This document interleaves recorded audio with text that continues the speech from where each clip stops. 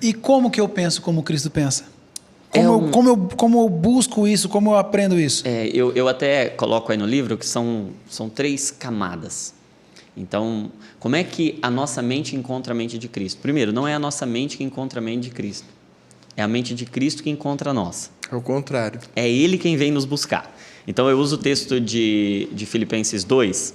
Filipenses 2, Paulo, é aquele famoso texto que Paulo diz que haja em vocês o mesmo sentimento que houve em Cristo Jesus, que mesmo sendo Deus, não teve por usurpação ser igual a Deus, antes ele aniquilou-se a si mesmo, esvaziou e foi obediente até a morte e morte de cruz. O começo desse texto de Filipenses 2, antes de falar sobre isso, ele fala do porquê a gente pode ter a mente de Cristo. Por que a gente pode pensar como ele pensa? Porque a palavra para mesmo sentimento ali, sentimento, é uma palavra grega pronel, que quer dizer mentalidade, ou padrão de pensamento. Por isso que em algumas traduções vai estar lá que haja em vós a mesma atitude, ou o mesmo modo de pensar, o mesmo sentimento. É uma mesma estrutura psíquica que funciona como Cristo. Ele diz, você pode pensar como Cristo. E como que Cristo pensou? Como que é a mente de Cristo? Legal que ele diz, mesmo sendo Deus, ou seja, uma natureza divina, ele não teve por usurpação ser igual a Deus. Antes, ele esvaziou-se a si mesmo e assumiu uma forma humana. Então, primeira coisa, a mente de Cristo, ela tem uma natureza divina e ela tem uma natureza humana. E entender isso já muda muita coisa na forma como a gente se relaciona com a nossa mente. Porque a gente entende que a gente é filho de Deus, tem uma natureza divina que, cara, é maravilhosa, é perfeita, e eu sei quem eu sou agora. Cara, eu não sou produto do que fizeram comigo, eu sou um filho amado de Deus. E isso dá a possibilidade da gente se tornar espelho, né? Se espelhar em Jesus. Sim. E saber que é possível ter a mente dele. Eu posso fazer as obras se não houvesse essa fez. Natureza humana paralela, acho que aí que se tornaria mais distante ainda. Sim. Como se tornar parecido com um Deus que é absolutamente... totalmente fora da nossa realidade. Vamos falar aí que ele não se desfaz dessa glória, desse poder, mas ele agrega a ele mesmo a humanidade para que a gente pudesse se tornar como ele. Ele podia ser inacessível a com nós, certeza. Né? Mas é lindo isso, porque adorado. a natureza divina está dentro de nós. Sim. E é maravilhoso a gente saber quem a gente é em Deus. Mas tem uma segunda natureza, que é a natureza humana, e que mostra um Cristo que padece, que mostra um Cristo que sofre. Então, a primeira coisa que vai precisar ficar clara é que ter a mente de Cristo não significa não padecer. Pelo contrário, Isaías 53 diz que ele, um homem de dores, que sabe o que é padecer. E Hebreus capítulo 4 vai nos dizer que ele aprendeu a obediência por meio do sofrimento. Que ele mesmo sendo filho aprendeu a obedecer por meio do sofrimento. Então, já quebra um monte de paradigma de que o cristão não pode sofrer, não pode adoecer, não pode padecer, não pode lidar com ansiedade, não pode lidar com angústia, não pode lidar com tristeza, não pode ter crises emocionais. Porque o cristão pode ser... O próprio suar sangue de Cristo mostra uma angústia... Um colapso mental que culminou no físico. Sem dúvida. Aquela reação de Jesus ali, a gente chama na medicina de hematidrose. Hematidrose. É uma reação emocional extremamente rara, que só acontece em estágios profundos de colapso mental. Porque o que acontece com os vasos sanguíneos? Eles chegam num nível de vasoconstrição, eles ficam tão comprimidos, tão tensos, que eles se rompem. Caramba. E aí os vasos sanguíneos das glândulas sudoríparas se rompem, o sangue se mistura com o suor e sai em grandes gotas. A gente mesmo, né, via isso como um milagre. Não sei de onde tiramos isso, mas na verdade mostra uma extrema crise. humanidade. Tanto é que ele está, ao fazer essa oração, tomado de angústia. E ele diz, a minha alma está angustiada e angustiada até a morte, cara. E ele tem uma crise emocional tão profunda. Não, e ele pede que, se for possível, nem quero fazer. Cara, nem seria. A dor emocional é tão profunda que, diante do castigo físico, Jesus não pediu para o Pai intervir. Ele suportou açoite, ele suportou os cravos nas mãos, todas as feridas, a coroa de espinhos. Ele suportou tudo fisicamente e não pediu intervenção do Pai. Quando ele estava diante do sofrimento mental, cara, não tinha ninguém açoitando ele ali. Mas ele já estava calculando, ele já estava calculando e estava tudo aqui na mente. Provavelmente o peso do pecado da humanidade sobre si. Ele já sabendo que o Pai o desampararia. Então, imagina, nunca tinha pensado por esse lado. Cara, Jesus, ele era Deus e ele estava aqui, ele pensou em desistir. Sim. Deus, se der... Ele pediu para o Pai, vamos mudar o plano. Vamos, não tem um plano não tem B. como fazer outra coisa? E isso gera um acolhimento do coração de Jesus ao nosso, porque se o próprio Jesus teve uma crise emocional que o fez pensar em desistir, e é estranho, talvez não desistir do plano, mas mudar o plano. Jesus, mas isso Pai, mostra, mas a gente tem que tomar isso como ferramenta, não para justificar a desistência, mas para incentivar a persistência. Tanto é que ele não desistiu. Exatamente. Exatamente isso. É submeter o seu colapso a Deus e levar entender cativo. Que mesmo em meio... Porque o que eu vejo acontecendo conosco? Cara, diante de um sofrimento tão intenso, eu falo, cara, acho que não combina com o evangelho um sofrimento tão grande assim. Se Deus me amasse, ele me pouparia desse sofrimento. Então eu vou desistir. E o que a teologia humanista hoje, né? Exatamente. Cara, se Jesus sofreu tudo que sofreu e não desistiu, mesmo tendo vontade, e aí eu acho lindo, porque Jesus vem em busca do nosso coração para dizer, eu sei o que é ter vontade de desistir. Então quem está nos ouvindo agora, talvez esteja pensando, cara, eu estou com vontade de desistir. Estou com vontade de desistir da vida, estou com vontade de desistir do casamento, estou com vontade de desistir dos meus filhos. Não é pecado, é parte do processo. Não é pecado ter vontade de desistir, pecado é desistir. Sim, é parte do processo. Pecado não é sentir, o pecado é se entregar ao que sente. Cara. Pecado não é você ter vontade de fazer uma coisa. Pecado é você se entregar às suas próprias vontades. Porque o próprio texto de Romanos 12, e eu faço uma exposição do texto de Romanos 12, ele vai dizer que à medida que você tem o seu entendimento renovado, você vai ser transformado para que você possa experimentar. Experimentar é sentir, é paladar, é sabor. A boa, agradável e perfeita vontade de Deus. Então ele faz um paralelo claro. A sua vontade não é boa. A vontade de Deus que é boa. Sim. A sua vontade não é agradável. A sua vontade não é perfeita. Então, qual que é o ápice da saúde mental? Então, eu até falo no livro que a gente tem 3 grandes departamentos da mente. Se fosse uma igreja, tinha 3 ministérios. O ministério do sentimento, então, dos afetos, o ministério do pensamento, que é a parte mais lógica, racional, cognitiva, memória, inteligência. Então, tem lá o sentimento, tem o pensamento, e tem o ministério da vontade, que é onde a gente tem energia, ânimo, disposição, apetite, libido, tudo que é energia. Então, se fosse ficar tudo no ão, seria a afeição, a cognição e a volição, ou sentimento, pensamento e vontade. Cara, os 3 estão corrompidos. Os 3 estão deformados. Não dá para confiar no que sente, não dá para confiar no que pensa e não dá para confiar no que quer. Enganoso é o coração do homem. Enganoso é o coração, é o que fala lá em Jeremias. Então, o que a gente tem que fazer? Qual é a saúde da mente? É submeter a nossa mente à mente de Cristo sem desprezá-la. Porque Cristo não veio transplantar, Ele veio transformar. Então, eu posso ter pensamentos que não são coerentes com a minha fé. O que eu não posso é me entregar a eles. Eu posso ter vontades como a vontade de desistir. É disso que a gente está falando. Cara, eu não posso confiar na minha vontade. Como tantas outras vontades. Tantas outras vontades. E isso é o Evangelho. Evangelho é a mensagem de que os afetos de Cristo são suficientes, não os meus.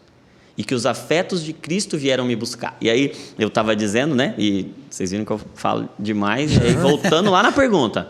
Foi 25 minutos para chegar na sua pergunta. A pergunta foi, como eu posso fazer isso? E aí, lá em Filipenses capítulo 2, o primeiro verso diz assim, há agora alguma consolação de amor. Então, o primeiro passo é que Cristo vem até nós na forma de consolo. E sabe o que é o consolo? É estar do lado.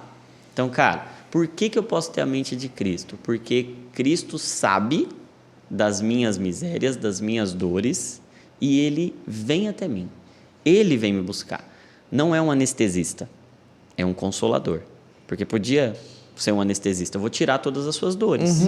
Mas não é um anestesista, é um consolador. Por quê? Você vai sentir dor. Porque a dor, para esse tempo aqui, ela é necessária. Ela tem um propósito. Ela constrói algo. Ela está fazendo você ser quem você é. Porque se tem algo errado, a melhor coisa que pode acontecer é a gente sentir dor. A pior Pra coisa que pode mudar, acontecer né? é você estar mal e não sentir E não dor. saber. Não saber. Exato. Então, a dor é um sinal. Por isso até que, quando Jesus está falando lá no alerta, sermão né? profético, Mateus 24, ele diz que nós vamos sentir dores e virão muitas coisas ruins que são sinal. Sim. Princípio das dores. Dores de Cara, parto. Porque a gente está gerando algo, porque Exato. nós não fomos feitos para esse mundo aqui é só um útero. Tem um novo mundo preparado. Novos céus, nova tem novos terra. céus, nova terra. E a redenção desse aqui. Deus está fazendo algo para o bem desse mundo Sim, aqui. sim, sim. Mas o que eu acho lindo é que Ele não nos anestesia, Ele nos consola. Cara, isso já seria maravilhoso. Essa é a primeira porta, a primeira camada para a gente ter a mente de Cristo. É entender que Cristo vem até nós e fica do nosso lado com a nossa mente ruim. A segunda parte, como se a primeira já não fosse boa, ele diz, há alguma comunhão no Espírito? Então, se a primeira porta para a gente ter acesso à mente de Cristo é o consolo dele, ou a consolação dele, a segunda é a comunhão. Cara, comunhão agora é diferente. Se o consolo é Deus estar do meu lado, comunhão agora é Deus estar em mim, cara. Sim. Cara, eu sou um com Ele. Então, por que eu posso ter a mente de Cristo e agora ser tratado da minha ferida mais profunda, que é de não ser como Cristo? Cara, porque Ele se fez um comigo. Então, ó, consolação é o primeiro portal, é o primeiro estágio, é como se fosse um primeiro cômodo. Ele está do meu lado, cara. Ele veio e Ele sabe o que eu estou sentindo. Segundo, comunhão. Ele quis ser um comigo. Mas tem um terceiro que Paulo diz ali em Filipenses 2. Há alguma compaixão? E agora, esse é o cômodo mais interno e mais profundo, porque só Deus ser um com a gente não significa que Ele misturou tudo na gente. Compaixão não, cara. Compaixão agora é eu sofro o que você sofre. Porque só se compadece quem padece junto.